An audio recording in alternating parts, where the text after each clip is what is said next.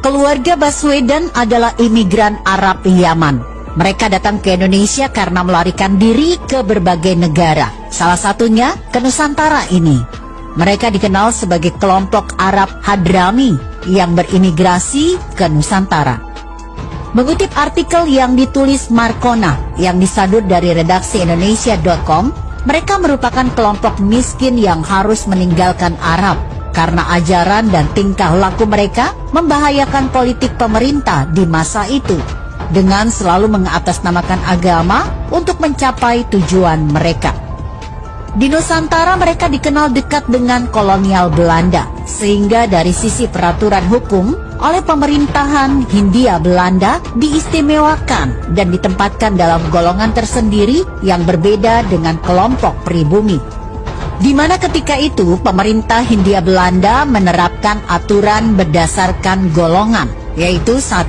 Golongan Eropa, 2. Golongan Timur Asing, 3. Golongan pribumi putra.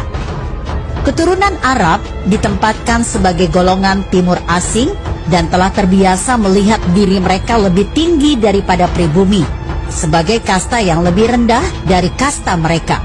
Mereka menganggap pribumi sebagai budak dan kelompok yang layak diperbudak.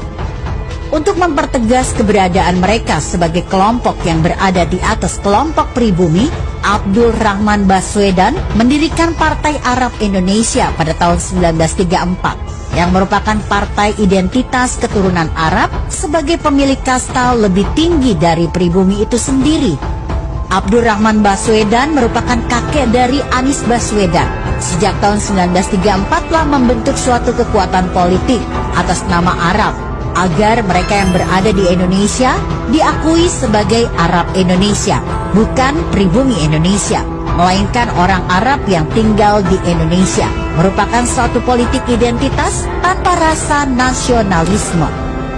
Kondisi tersebut masih tetap mereka pertahankan dengan pola berstruktur dan masif.